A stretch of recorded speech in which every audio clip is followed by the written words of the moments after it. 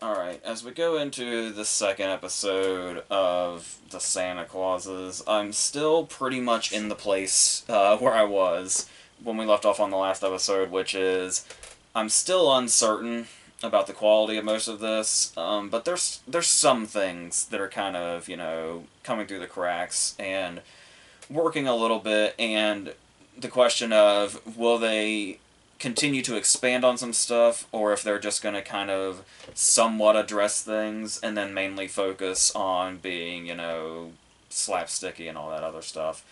Um, this episode is called the Secessus Clause.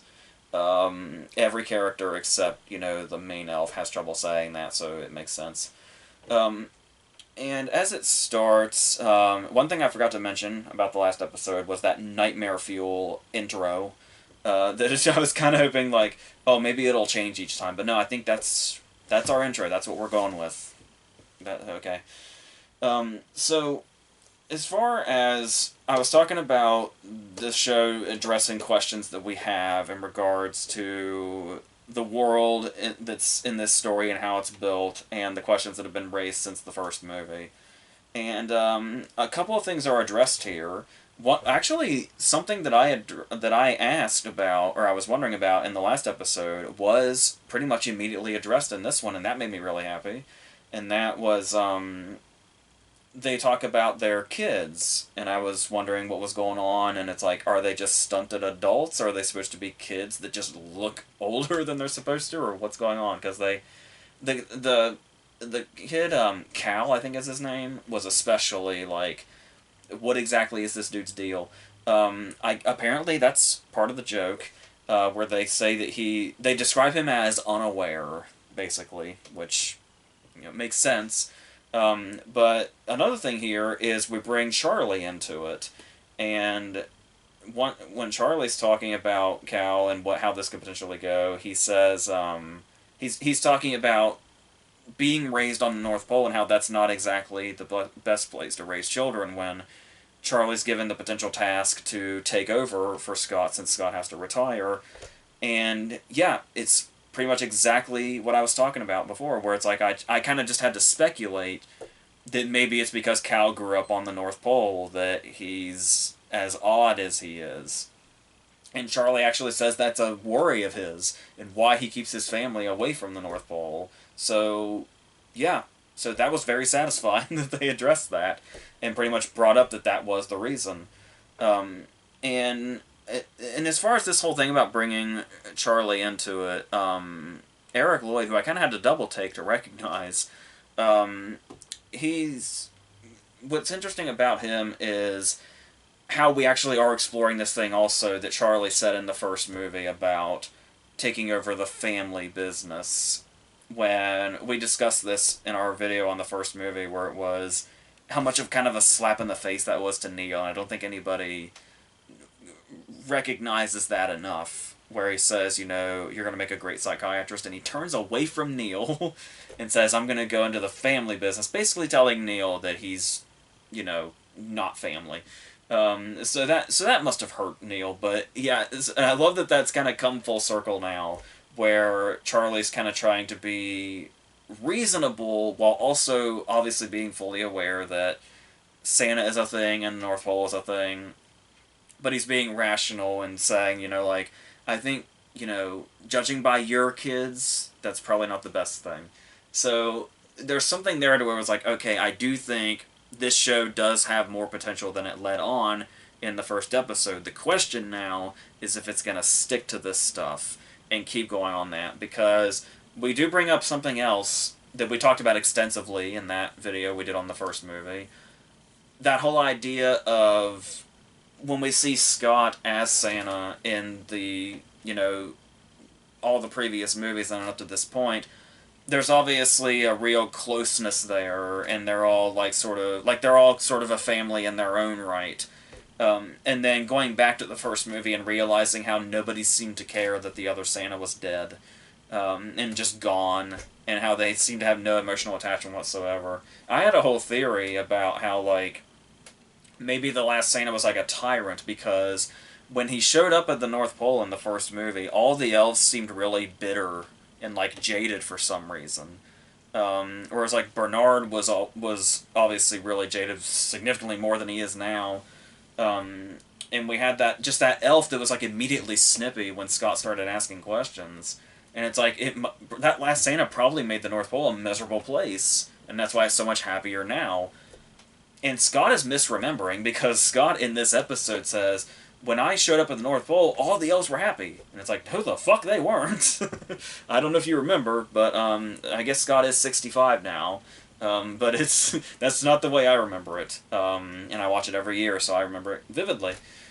But yeah, they address that question, but then they don't really go too much into it. It's really just Scott trying to, like, he stops wondering why the elves didn't care, and he just hopes the elves care about him. So that's basically all that is. But I would have liked a little bit more exploration into that, unless they figured it'd be too dark, which I guess is also a possibility. But another thing where it feels like we're kind of on surface level observations is there's this ongoing thing that Elizabeth Mitchell's had going on for a while now about having the role of Mrs. Claus and what Mrs. Claus's role has been in the past, where it's like, oh, she's just kind of there, and she has that really sort of homely appearance, and she just doesn't really seem to have much of a job. She's just kind of like a symbol because Santa Claus needs a wife, and that's about it. And she wants to be more than that. But while this is an interesting thing that I could see them sort of expanding on in a way, like having her have a whole quest of trying to be trying to be a memorable Mrs. Claus, it just seems like they're repetitively just saying, oh, Mrs. Claus never really was anything, or was never really anything memorable, and they just kind of keep, and it's kind of ironic that they keep doing that, because it's like, okay, this is your chance then. It's like, go ahead and, go down this path of making Mrs. Claus memorable. Give Elizabeth Mitchell, like, something to do. But they just kind of run in circles saying the same thing. Like, just acknowledging, oh, Mrs. Claus doesn't really have much of a purpose, it seems, from what we've seen in the past. So, yeah. So it's like they keep addressing things, but then not addressing things. So it's like they're almost there. They almost have something really interesting, but instead we've got other subplots to focus on, like Cal Penn. I don't think I even mentioned Cal Penn when I was talking about the first episode, because I kind of forgot he was here, and that whole thing was happening. But apparently he and his daughter are going to be crucial to the story, I guess. They seem to be coming into it now. And that was kind of a funny scene when he's trying to demonstrate the drone bringing in the bottle of aspirin, and, it causes a whole bunch of chaos, and then just gently sets the bottle down. It is a funny image, but I'm not really sure what they're going to do with this. It's not going to feel like this detour from, what could be better suited for what's going on here, and other things they could expand on. And yeah, it's gonna be something corporate feeling, I'm sure. I don't know. But I don't know. And I'm also wondering if I'm just getting too old, because there is a moment here because I've been talking about the humor and how childlike it is and stuff like that, and slapsticky it is and all that. And it doesn't have the bite that it used to. But like I said, it doesn't necessarily mean that it's bad if it's humor that doesn't have a bite to it or whatever. Case in point, Scott makes a joke here where he says he's talking about seeing through Santa gauze. And he laughs, and the joke is that, it's like a dad joke, and like only he finds it funny because he's old. And I ended up laughing at that line. And I think it was because of Tim Allen's delivery made it funny. And, but yeah, when I saw the reaction, it was just like, oh, I guess I'm also old now, because that joke worked on me. So, so maybe I'm just not meant for this. I don't know. But, yeah. This is pretty much where we are. There was also a joke in here that I laughed at where it was, it's at the beginning of the episode after he's fallen off the roof and he gets back up. Which I thought was going to be a bigger deal than it was, but no. They just have to yell in his ear, I guess. And he says his concern when he first gets up is, did I rip my sack? And I couldn't tell if I was laughing at the joke in the show that Scott was making, or if I was laughing because I was just remembering the line from Kingpin that's very similar. That's a very funny scene in itself. I don't know. But I feel like it's a bad sign where you have to ask, like, am I laughing at the show or am I laughing at something it reminds me of that's completely unrelated? I don't know. But, yeah, but we've still got 4 episodes to go on this. So there's still time. And like I said, there's still things in here that are giving me a little bit of hope, to where it's like, if there's just, it's not gonna, like, the show's not gonna have a sudden turnaround at this point and suddenly go into greatness. But it's like, if they could do a little more of the good stuff that they're doing, even if it has to coexist with the stuff that's not so great. We'll see. Another character I've realized that I don't really care for is Noel. The actor, that kid has a lot of, like, energy and charisma, and you can tell if he had better material to work with, this would probably be a great, memorable character. Potential, maybe not, like, on par with Bernard, but close enough. But they're just giving him shit material, and he's got nothing to work with, so it's like, as soon as the tree started crying, it was like, my immediate thought was, it's Noel behind the tree. And it wasn't a good feeling, knowing that Noel was about to enter this scene, and it's like, that's not a good place to be for this character. But I don't blame the actor at all. I feel like it's just crap material, and it's like, in general, the elves, because there's also that head elf whose name I can't remember, who I've mentioned twice now. She's got something to where it's like, I imagine with better material, yeah, because I think she's supposed to be the next Bernard, essentially, but yeah, just the vibes aren't here. Because, like I said, Bernard in the first movie, Krumholtz had just the perfect dialogue and just that sort of,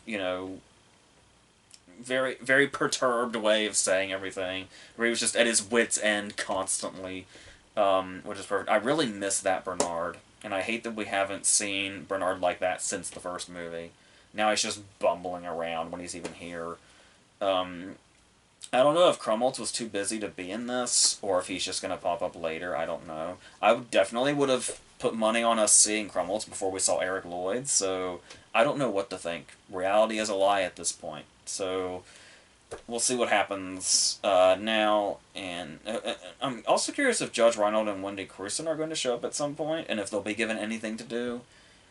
I imagine they'll probably have cameos, but not have anything to do, so it's going to kind of be this bittersweet thing of, it's like, oh, it's nice that you're here, but it's all kind of pointless. We've got this Calpen storyline, whatever the hell that is, brewing, so we'll see what that is, and we'll see what the rest of the show brings. So, like I said, a little tiny bit optimistic about certain things, mostly pessimistic about most things, so we'll see what episode 3 has, and the rest of the show. So until then, I think that's it.